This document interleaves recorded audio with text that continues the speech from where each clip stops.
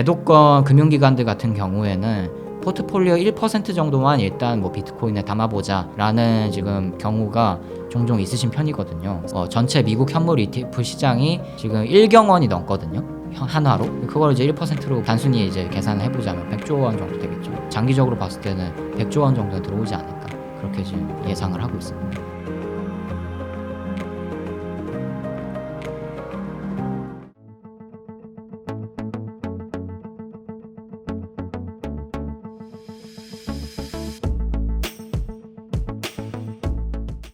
지금 투자자분들 같은 경우에는 물론 이제 기관 투자자분들이 꽤 있으신 상황인데, 기관 투자자들의 면면을 보면은 헤지 펀드나 이 투자 관리사 분들이 투자하는 경우가 많은 것 같아요, 비트코인 현물 ETF에. 그래서 향후 전망까지 좀 여쭤보신 것 같은데요. 지금은 이 상대적으로 비트코인 현물 ETF에 바로바로 투자할 수 있는 헤지 펀드나 뭐 이런 투자 관리사분들이나 이런 분들이 많이 진입을 하신 상태인데요.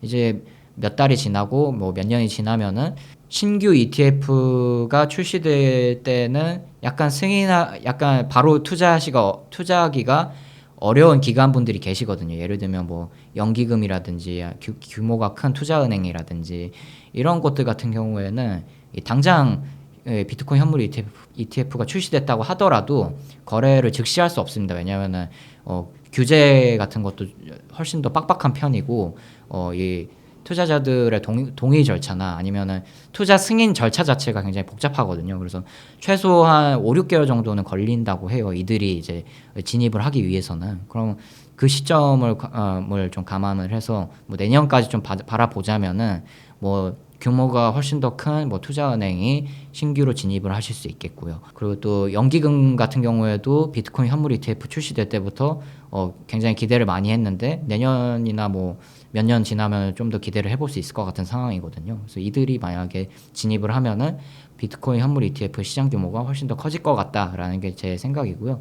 뭐 구체적인 액수를 좀 뭐 생각을 해보자면, 제도권 금융기관들 같은 경우에는 뭐 포트폴리오 1% 정도만 일단 뭐 비트코인에 담아보자라는 지금 경우가 종종 있으신 편이거든요, 사례들이. 그래서 그것 좀 밀어보자면은 전체 미국 현물 ETF 시장이 지금 1경원이 넘거든요, 한화로.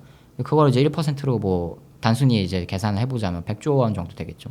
뭐 장기적으로 봤을 때는 100조 원 정도는 들어오지 않을까, 그렇게 지금 예상을 하고 있습니다. 물론 이제 뭐 바로 뭐 100조 원이 들어온다는 게 아니라 굉장히 몇 년 장기적인 취지에서 봤을 때 뭐 그렇게 생각해 볼 수 있을 것 같습니다. 비트코인 자체의 성격도 웹3만의 디지털 자산이었다면은 제도권까지 아우르는 신뢰할 수 있는 디지털 자산이 될 것 같다는 게 뭐 일단 제 개인적인 생각이거든요. 뭐 여기서 디지털 자산이라는 거는 단순히 가상 자산뿐만 아니라 뭐 CBDC, 뭐 RWA, 뭐 이런 증권 토큰 증권, 뭐 이런 개념들까지 전부 아우르는 디지털 자산의 개념을 의미하는 거거든요. 그 전체를 아우를 수 있는, 가장 신뢰할 수 있는 디지털 자산이 된다는 것 자체가 굉장히 의미 있는 일이 될 것 같다는 게 제 생각입니다.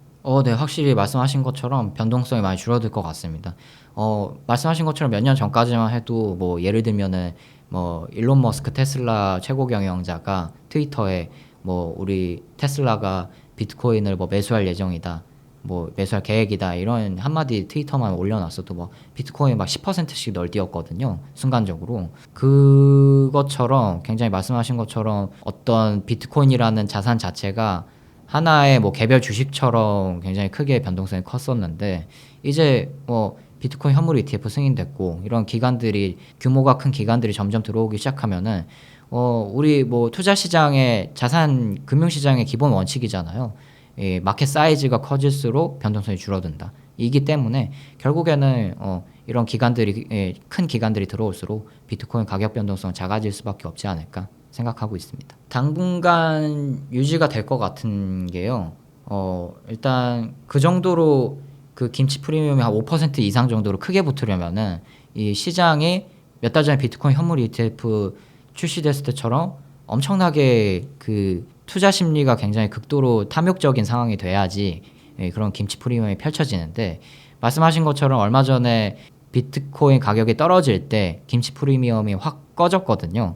그 이유는 제가 봤을 때는 만약에 이게 비트코인 가격 폭락이 얼마 전 가격 폭락이 한국 시간으로 낮에 벌어졌으면은 김치 프리미엄이 크게 이렇게 떨어졌을 것 같지는 않거든요. 근데 이게 비트코인 폭락이 한국 분들이 주무시고 계시는 시간, 새벽 시간대에 폭락이 일어났단 말이에요. 그래서 한국 분들은 사실 대부분이 대응하기 어려운 상황이었을 거고요. 그 상황에서 가격이 폭락했으니까 저절로 이제 맞춰진 거죠, 사실은.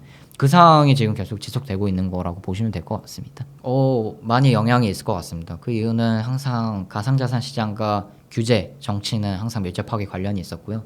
가상자산하고 관련한 규제 정치 이슈가 큰 게 터지면 항상 가상자산 가격 변동성도 크게 움직였거든요. 그래서 결국에는 미국 대선은 미국 정치에 있어서 굉장히 거의 가장 큰 이슈 중 하나잖아요. 그 이슈에서 가상자산 이야기가 나온다는 것은 그 자체로 굉장히 정치적으로 큰 이슈이기 때문에 가상자산도 굉장히 큰 영향을 받을 수밖에 없다고 봅니다. 그래서 비트코인도 실제로 최근에 영향을 받은 게요.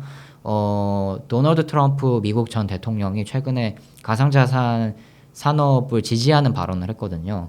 예, 미국이 가상자산 시장의 리더가 돼야 된다라는 취지의 이 글을 최근에 SNS에 올렸는데요. 요게 이제 반응이 크게 나타나면서 비트코인도 상승하는 모습을 보였고, 특히 트럼프하고 관련한 도널드 트럼프 전 대통령하고 관련한 밈코인들이 있는데 그 가격이 갑자기 막 200%씩 뛰고 막 그랬었거든요. 네. 그런 현상만 봐도 굉장히 코인과 관련한 정치 이슈는 밀접한 관련이 있지 않나라는 생각이 듭니다. 근데 뭐 이제 대선 전에 분명히 긍정적인 말을 하면 그때는 코인 가격도 긍정적으로 반응을 하겠죠. 이제 뭐 대선이 끝나고 말씀하신 것처럼 뭐 바이든 대통령이 됐든 트럼프 전 대통령이 됐든 뭐 말을 바꾼다면은 뭐 그때 가면 또 이제 코인 가격이 또 그거에 맞춰서 반응을 하겠죠. 그 좀 그렇게 생각하고 있습니다. 실제로 말씀하신 것처럼 도널드 트럼프 전 대통령이 몇 년 전까지만 해도 가상자산 시장에 대해서 부정적인 발언을 많이 했었거든요. 근데 이렇게 뭐 상황에 따라 이렇게 정치라는 게 자주 이야기가 바뀌는 경우가 많기 때문에 그 맥락의 플로우에 맞춰서 비트코인도 좀 따라가지 않을까 생각합니다. 뭐 저도 그 기사를 받고 뭐 실제로 그 회견을 보기도 했었는데요. 네. 개인적으로 봤을 때 그 이상의 의미는 없는 것 같습니다. 네.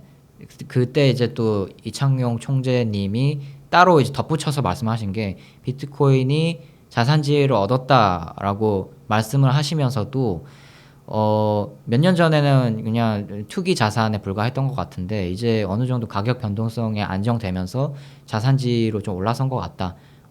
라는 그 말씀만 덧붙이시고 그 외에는 특별히 다른 말씀을 안 하셨거든요. 그래서 그 이상의 의미 부여를 지금은 할 수 없을 것 같은데 개인적으로 한국은행 자체는 가상자산 산업의 한 분야인 CBDC에 지금 굉장히 관심이 많은 상황인 것 같습니다. 그래서 CBDC도 사실 가상자산 시장과 완전히 무관하지 않잖아요. 그래서 지금 한국은행 같은 경우에는 올해 말에 이제 국민 10만 명을 대상으로 디지털 화폐 테스트를 실제로 할 예정이고요. 그리고 BIS 같은 국제결제은행하고도 국제적으로 CBDC 협업을 하고 있는 상태라서 뭐 이 부분에 있어서 또 이제 눈여겨볼 부분이 많지 않을까 생각합니다. 다만 이제 다시 돌아와서 이야기하면은 비트코인이 뭐 자산 지위를 얻은 것 같다라는 그 발언에 대해서는 뭐 딱히 뭐 크게 의미 부여할 거는 아닌 것 같다라는 게 좀 제 생각입니다. 뭐 당분간 되기는 어려울 것 같은 게요. 금융위원회 입장은 비트코인 현물 ETF가 결국에는 기초자산이 비트코인 현물로 되는 거기 때문에 자본시장법하고 좀 어긋나는 취지가 생겨날 수 있다라는 게 지금 금융위원회 입장이고 그 이후로 뭐 금융위원회가 따로 추가 성명을 거기에 대해서 밝히지 않은 상태거든요. 그렇기 때문에 뭐 단기적으로 봤을 때는 비트코인 현물 ETF가 한국에서 당장 뭐 출시되기는 어려운 것 같고요. 다만 장기적으로 봤을 때는 여러 지금 뭐 증권사들이나 자산운용사들도 비트코인 현물 ETF 출시를 한국에서 하기를 바라는 상황이고, 그리고 또 뭐 정치권 같은 경우에도 비트코인 현물 ETF를 한국에서 할 수 있도록 법안을 좀 개정해 보자, 뭐 이런 이야기들도 나오고 있기는 한 상황이거든요. 그래서 좀 장기적으로 봤을 때는 가능성이 있다 정도로 좀 생각해 주시면 좋을 것 같습니다. 저는 거시경제에 따라 달린 것 같습니다. 연내 금리 인하할 거다 이렇게 얘기하시는 분도 있고, 또 한쪽에서는 금리 인상을 추가로 하기는 어렵겠지만 그렇다고 해서 금리 인하를 당장 할 거냐, 지금 상태에 약간 몇 년 전에 비하면 상대적으로 고금리잖아요. 지금 그 기조가 쭉 상방이 지금 맥시멈 상방이 좀 장기적으로 이어질 수 있다라고 보시는 분들이 계시거든요. 그래서 이 양쪽의 입장이 지금 충돌하고 있는 상황인데 뭐 그 입장에 맞춰서 생각해 보자면 만약에 올해 연내에 금리 인하를 한다. 그리고 그 후로도 계속해서 금리 인하에 대해서 긍정적인 반응이 시장에 나타난다 하면은 비트코인 10만 달러 이상 갈 것 같고요. 네. 지금 고점 넘어서 갈 것 같고요. 근데 만약에 금리 좀 고금리 기조가 장기화된다? 그러면은 지금의 박스권이 좀 길게 이어지거나 아니면 조금 더 오히려 하락한 상태에서 행보할 수 있지 않을까 좀 그렇게 보고 있습니다. 뭐 아무래도 우리 장기적인 비트코인 가격 흐름과 여태까지 뭐 투자자분들이 성공한 확률이 높은 뭐 투자 방식을 보면은 아무래도 적립식 매수가 굉장히 장기적으로 봤을 때 좋은 투자 방식인 것 같아요. 그래서 이제 적립식 투자 방식이라는 거는 매달 뭐 투자자분들이 정해진 날짜에 비트코인을 조금씩 정기적으로 사모으는 거죠. 그걸 이제 적립식 투자 방식이라고 하는데 그거에 맞추면은 결국에는 비트코인이 장기적으로 봤을 때는 우상향 한다라는 전제가 맞아 떨어지면은 적립식 매수만큼 사실 좋은 게 없거든요. 그래서 그리고 실제로 지난 몇 년간 이 적립식 투자 방식이 굉장히 좋은 투자 방식으로 승률이 좋은 투자 방식으로 결론이 난 상태이고요. 그래서 이 방식을 제일 추천드리고 거기서 조금 더 이제 발전을 시켜보자면 정해진 날짜보다는 비트코인이 예를 들어서 한 5% 이상 하락했다거나 급락이 나타났을 때 이때마다 좀 정기적으로 좀 매수를 한다면 하락할 때마다 크게 하락이 나타날 때마다 매수를 하면은 조금 더 투자 수익률이 좋지 않을까 그렇게 생각하고 있습니다. 역시나 이더리움 현물 ETF 현황이 어떻게 되느냐에 따라서 많이 엇갈릴 것 같고요. 예를 들어서 뭐 이더리움 현물 ETF S-1 승인이 굉장히 많이 딜레이 된다. 그리고 그 과정에서 증권성 논란까지 재점화됐다라고 하면은 비트코인에 투자하는 게 훨씬 나은 선택이 되겠죠.